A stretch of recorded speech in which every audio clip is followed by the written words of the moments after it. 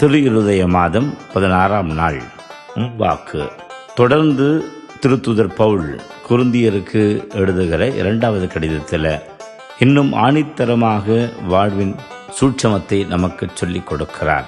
நாங்கள் செத்து கொண்டிருப்பவர்கள் என தோன்றினாலும் வாழ்ந்து கொண்டிருக்கிறோம். கொடுமையாக தண்டிக்கப்படுவோர் என தோன்றினாலும் நாங்கள் கொல்லப்படவில்லை. துயருற்றோர் என தோன்றினாலும் நாங்கள் எப்போது மகிழ்ச்சியாக இருக்கிறோம். ஏழையர் என தோன்றினாலும் நாங்கள் பலரை செல்வராக்குகிறோம்.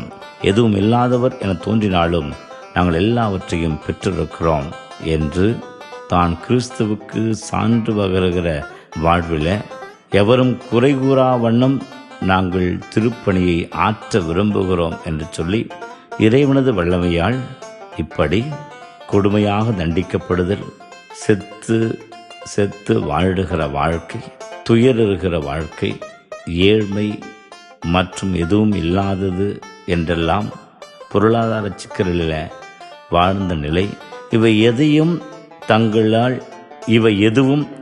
தங்களை மேற்கொள்ள இயலவில்லை என்று வாழுகிற இவர்களது வாழ்க்கை இன்று இந்த உலகத்தில் வாழ்ந்து கொண்டிருப்பவர் பல்வேறு பெருமூச்சுகளோடு என்று சொல்லிக் கொண்டிருக்கிறார்கள்.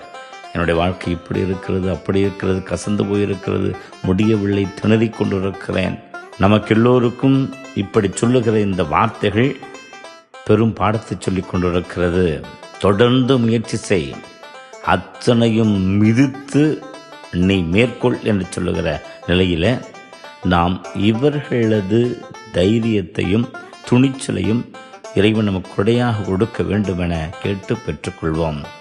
நற்செய்தி வாசகத்தில் பழி வாங்குகிறதான் வாழ்க்கை என்று மிருகத்தனமாக வாழ்ந்து கொண்டிருக்கிற நிலையில் நீங்கள் தீமை செய்வோரை எதிர்க்க வேண்டாம்.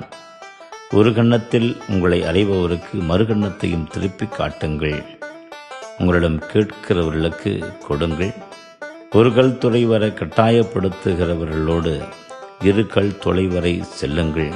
கேட்கிறவர்களுக்கு கொடுங்கள், முகம் கோணாதீர்கள் என்று சொல்லுகிற இயேசுவினது இந்த வார்த்தைகள் வெறும் அறிவுரை அல்ல, நாம் வாழ்ந்து காட்டி இந்த உலகத்திற்கு ஒரு மாற்று கலாச்சாரத்தை கொண்டு வர வேண்டியவர்கள், அது நமது கடமை என்பதை இன்றைக்கு சொல்லுகிற போது இந்த உலகத்தில் இப்படிப்பட்ட நல் மதிப்பீடுகளோடு நற்செய்தி நமக்கு சொல்லப்பட்டிருக்கிற சூழலில் நாம் எப்படி வாழவிருக்கிறோம் யோசித்து பார்ப்போம். அவர் சொன்னபடி வாழுகிற போது இந்த உலகத்திற்கே கலங்கரை விளக்கமாக நம்மால் திகழ முடியும். வாழ்ந்து காட்டுவோம். இயேசுவின் திரு இருதயம் புகழப்படுவதாக. ஆமென்.